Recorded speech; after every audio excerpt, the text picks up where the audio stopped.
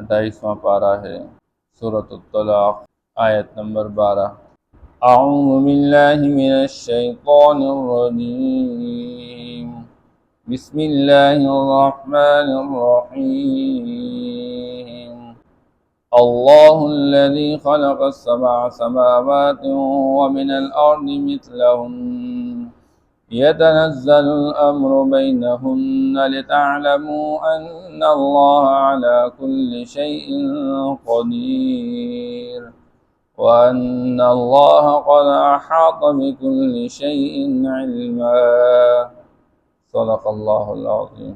اللہ جل شانہ نے سورت کے شروع سے آئلی قوانین کے حوالے سے طلاق اور عدت کے مسائل بیان فرما دیے اور فرمایا کہ تم ان احکام کی پابندی کرو، اللہ کے احکام سے روگردانی اور اس طرح پیغمبر کی اطاعت سے روگردانی، اس سے اپنے آپ کو بچا کے رکھو۔ اگر تم اس طرح کرو گے تو جس طرح پہلی امت اللہ پاک نے تباہ و برباد کی تو تمہیں بھی اللہ تباہ کر دیں گے، اور جو لوگ احکام کی پابندی کریں گے اللہ جل شانہ ان کو ایمان اور عمل صالح کے بنیاد پر اندھیروں سے نکال کر روشنی میں لائیں گے، اور اللہ ان کو باغات میں، ایسے باغات جس کے نیچے نہریں بہتی رہتی ہیں، ان میں داخل کریں گے اور وہ ہمیشہ کے لیے اس میں رہیں گے، اور بہترین روزی اللہ نے ان کے لیے تیار کی ہے۔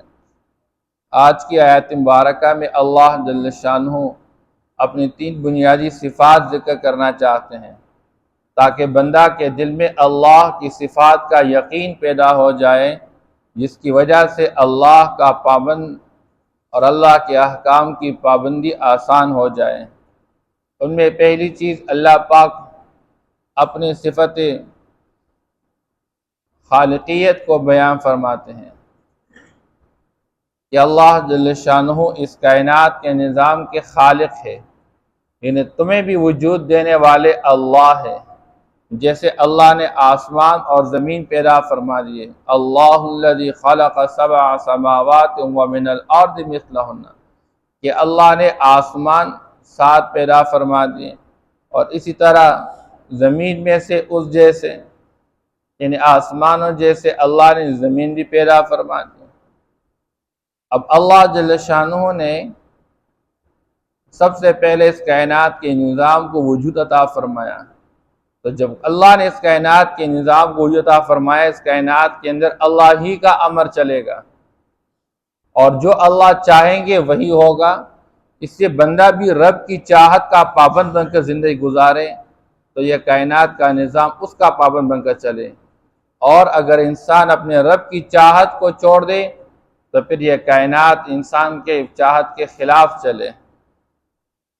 بہرحال حضرت شاہ ولی اللہ رحمہ اللہ فرماتے ہیں کہ کسی چیز کو وجود دینے کے لیے اللہ جل شانہ سب سے پہلے صفت فاطر کو استعمال کرتے ہیں۔ اللہ فاطر السماوات والارض، کہ اللہ جل شانہ زمین اور آسمان کے پیدا کرنے والے ہیں صفت فاطر کے ساتھ۔ صفت فاطر کسے کہتے ہیں؟ کہ کسی چیز کو وجود دے دے لیکن اس کے لیے کوئی ظاہری نمونہ نہ ہو، بغیر کسی نمونہ کے۔ جیسے آسمان کا پہلے کوئی نمونہ نہیں تھا، اللہ نے اس کو عطا فرما دیا۔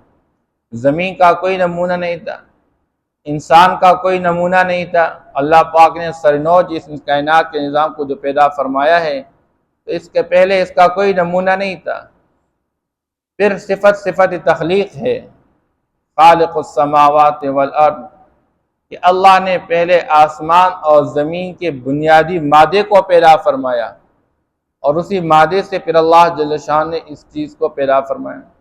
جیسے خلقہ من تراب، اللہ نے مٹی پیدا فرما دی اور مٹی سے انسان کو پیدا فرمایا۔ وہ کسی چیز سے دوسری چیز کو وجود دینا، یہ صفت خالقیت ہے۔ تو پہلی صفت فاطر ہے کہ کسی چیز کے بغیر اور کسی نمونے کے بغیر کسی چیز کو پیدا کر لینا، یہ صفت فاطر ہے۔ اور کسی چیز کو پیدا کر لینا، جیسے مٹی سے انسان کو بنایا اور آگ سے جنات کو پیدا فرمایا، تو یہ صفت خالقیت ہے۔ پھر اللہ جل شانہ جس چیز کو پیدا فرماتے ہیں اس چیز کو ترقی دینا، اس چیز کو تنزل پہ لانا اور اس چیز کے تمام احوال کو لے کر چلنا، یہ صفت تدبیر ہے۔ مدبر السماوات والارض، اللہ نے آسمان اور زمین اور اس کے اندر تمام مخلوقات کو پیدا فرمایا اور اس کو چلانے کے لیے اللہ نے ایک نظام کو پیدا فرمایا۔ اس لیے صفت تدبیر کہ انسان جب بھی کوئی کام کرے تو امور کو چلاتے ہوئے انجام پر سوچ لیا کریں، جلد بازی نہ کر لیا کریں۔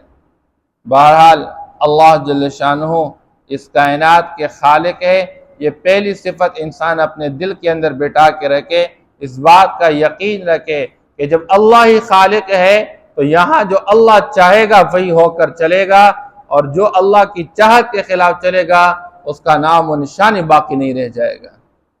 اور اللہ نے اس کائنات کے نظام میں ان لوگوں کو وجود عطا فرمایا کہ جو لوگ کہتے رہتے تھے من اشد منا قوہ، کہ ہم سے بڑھ کر کون قوت اور طاقت والا ہو سکتا ہے۔ اللہ نے فرمایا جس اللہ نے تمہیں پیدا کیا ہے وہ اللہ تم سے زیادہ قوت اور طاقت والے ہیں، اور قوت اور طاقت کے نشے میں آ کر اللہ کے احکام سے روگردانی کر چکے، اللہ نے ان کو ہواؤں کے ذریعے تباہ کیا، اللہ جل شان نے ان پر پتھر برسا دیے، اللہ جل شان نے ان کو تباہ برباد کیا۔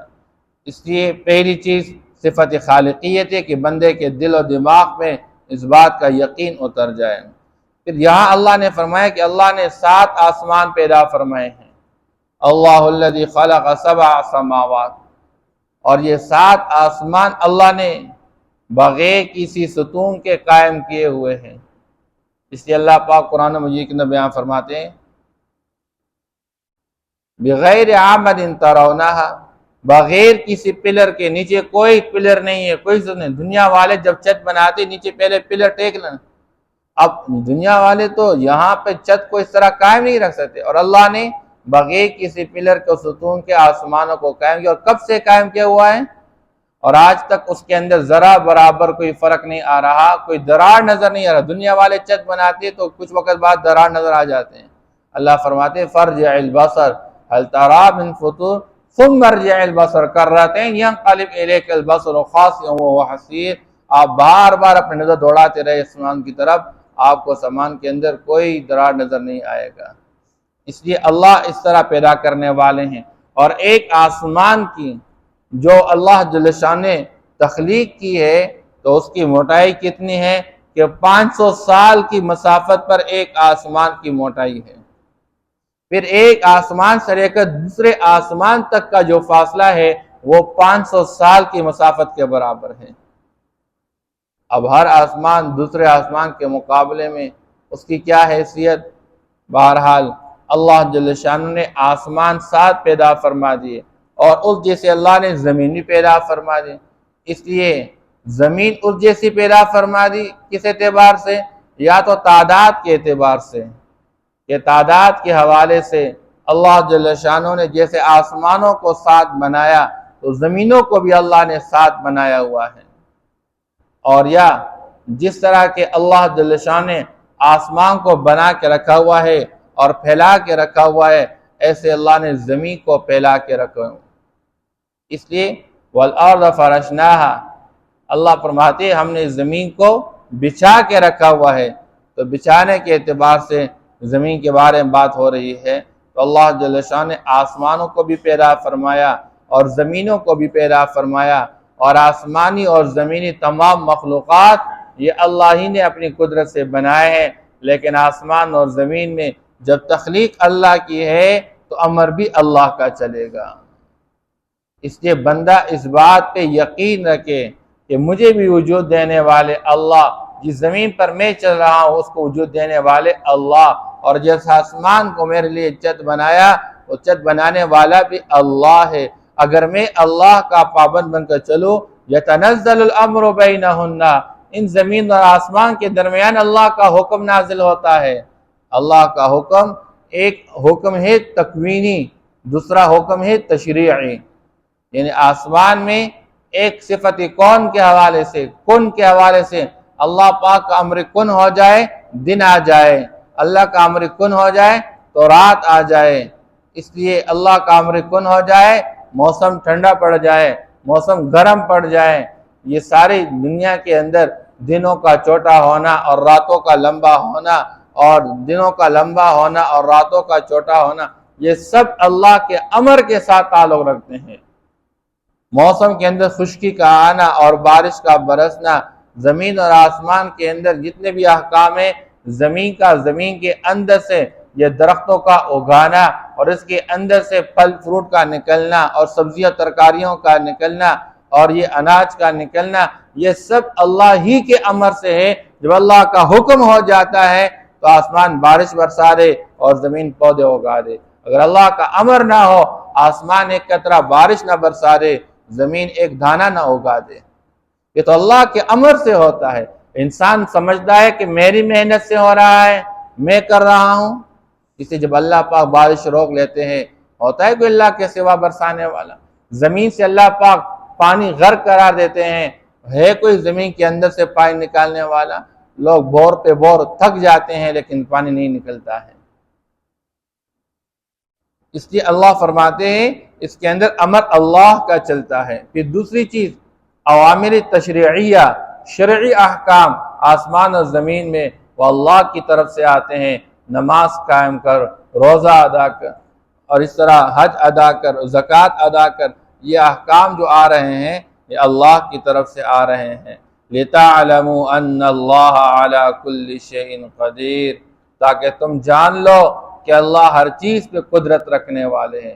یہ اللہ کی دوسری صفت ہے کہ بندہ یہ بات سمجھ جائے کہ میرے تمام حالات کا کنٹرول وہ اللہ کے قبضہ میں ہے۔ اللہ چاہے مجھے زندگی دے، اللہ چاہے مجھے موت کے گھات اتار دے، اللہ چاہے زمین میرے لیے نفع بخش بنا دے، اللہ چاہے تو زمین میرے لیے باعث نقصان بنا دے، اللہ چاہے تو ہوا میرے لیے باعث نفع بنا دے، اللہ چاہے تو یہی ہوا میرے لیے باعث نقصان بنا دے۔ یہ تو اللہ کے امر سے سارا نظام چل رہا ہے، اور اللہ ہر چیز پہ قدرت رکھنے والے ہیں۔ انسان کی عزت اور ذلت اور کامیابی و ناکامی اور خوشی اور غمی، نفع اور نقصان کا مالک اللہ ہے، اور اللہ ہر چیز پہ قدرت رکھنے والے ہیں۔ لمحے کے اندر کسی کو عزت والا بنا دے اور لمحے کے اندر کسی کو ذلیل بنا دے، لمحے کے اندر کسی کو کامیاب بنا دے اور کسی کو ناکام بنا دے۔ اس لیے بندہ اس بات کا یقین رکھے کہ اللہ قدرت والے ہیں، وہ ہر چیز پہ قدرت رکھنے والے ہیں، میرے حالات پہ قدرت رکھنے والے وہ اللہ ہے۔ اس لیے اگر میں اللہ کا پابند بن کر چلوں گا، اللہ مجھے عزت اور کامیابیاں اور خوشیاں عطا فرمائیں گے۔ اگر میں اللہ کا پابند نہیں بن کر چلتا، اللہ کے احکام سے روگردانی کرتا ہوں، اللہ مجھے ذلیل اور رسوا کر ڈالیں گے۔ وَأَنَّ اللَّهَ قَدْ أَحَاطَ بِكُلِّ شَيْءٍ عِلْمًا، یہ تیسری صفت اللہ بیان فرماتے ہیں۔ اے دنیا کے انسانوں، اس بات کا یقین رکھو کہ اللہ ہر چیز کا احاطہ کیے ہوئے ہیں اپنے علم کے ساتھ۔ وَمَا تَسْقُطُ مِنْ وَرَقَةٍ، یاد رکھے دنیا کے اندر ایک درخت کا پتا بھی گرتا ہے وہ اللہ کے علم میں ہوتا ہے۔ ریت کے جتنے ذرات ہیں اس کا علم اللہ کو ہے۔ بارش کے کتنے قطرے ہیں دنیا والے گن نہیں سکتے، اللہ کو اس کا علم ہے۔ کتنے فرشتے ہیں اس کائنات کے نظام میں، ہر ایک کا اللہ کو علم ہے۔ انسان کے بال اور درخت کے پتے اور درخت کے سیب اور درخت کے پتوں کے لکیریں، یہ دنیا کے نظام کے اندر جتنی بھی مخلوقات اور موجودات ہے، ہر ایک کا علم اللہ کے پاس ہے۔ ظاہری تو ظاہری ہے، انسانوں کے دلوں کے اندر گزرنے والے خیالات کا علم بھی اللہ کو حاصل ہے۔ وہ اتنے علم والے، تمہارے تمام حالات سے اللہ خوب واقف ہے۔ تم یہ نہ کہہ دیا کرو کہ اللہ کو پتہ نہیں ہے، اللہ جانتے ہیں، لیکن اللہ موقع دیتے ہیں، ڈیل دیتے ہیں، شاید میرا بندہ باز آ جائے، اپنے گناہوں سے توبہ کر لے، اپنی غفلت سے باز آ جائے، ورنہ اللہ چاہے اللہ تو لمحے کے اندر سب کو پکڑ سکتے ہیں۔ ایک طرف اللہ جل شانہ عزیز غالب بھی ہے، پکڑنے والے بھی ہے، قدرت رکھنے والے ہیں، لیکن دوسری طرف اللہ حکیم ہے، حکمت والے ہیں۔ اللہ اپنی حکمت کی بنیاد پر کسی کو فوری طور پر پکڑتا نہیں ہے۔ بعض لوگ مایوسی کے شکار ہو جاتے ہیں، اور جی میں تو نمازیں پڑھتا ہوں، روزے رکھتا ہوں، دعائیں مانگتا ہوں، نہ اعمال کرتا رہتا ہوں، اور فلاں بندہ نہ نماز پڑھتا ہے، نہ روزہ رکھتا ہے، نہ زکوٰۃ ادا کرتا ہے، اور ظالم ہے اور جابر ہے اور دوسروں کے مال کو ضائع کرتا ہے اور دوسرے کے مال کو ناحق استعمال کر رہا ہے، اسے کچھ بھی نہیں کہا جاتا، اس کو نہیں پکڑا جاتا، اس کو سزا نہیں دی جاتی۔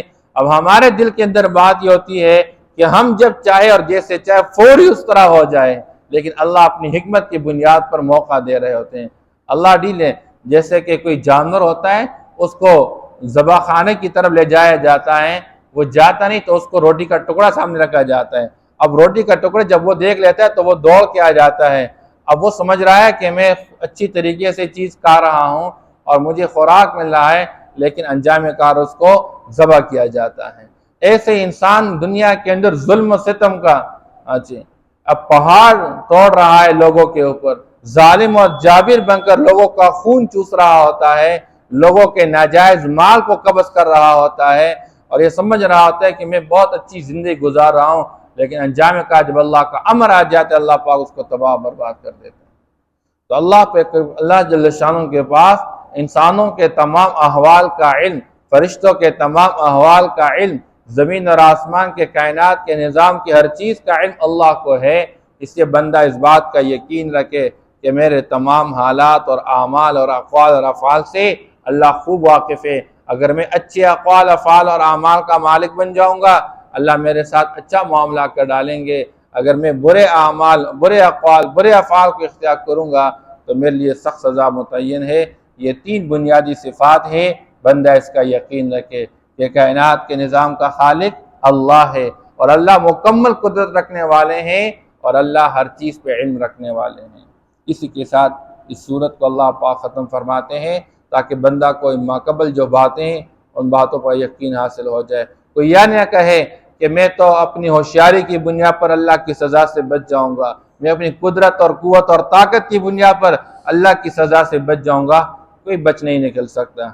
اللہ الذی خلق سبع سماوات، اللہ وہ ذات ہے جس نے 7 آسمان پیدا کیے، وَمِنَ الْأَرْضِ مِثْلَهُنَّ، اور زمین میں سے اس جیسے، يَتَنَزَّلُ الْأَمْرُ بَيْنَهُنَّ، اور ان کے درمیان اللہ کا امر اور حکم نازل ہوتا ہے، لِتَعْلَمُوا أَنَّ اللَّهَ عَلَى كُلِّ شَيْءٍ قَدِيرٌ، تاکہ تم جان لو، یقین کر لو کہ اللہ ہر چیز پر قدرت رکھنے والے ہیں، وَأَنَّ اللَّهَ قَدْ أَحَاطَ بِكُلِّ شَيْءٍ عِلْمًا، اور یہ جان لو کہ اللہ جل شانہ ہر چیز کا احاطہ کیے ہوئے اپنے علم کے ساتھ۔ صدق اللہ العظیم۔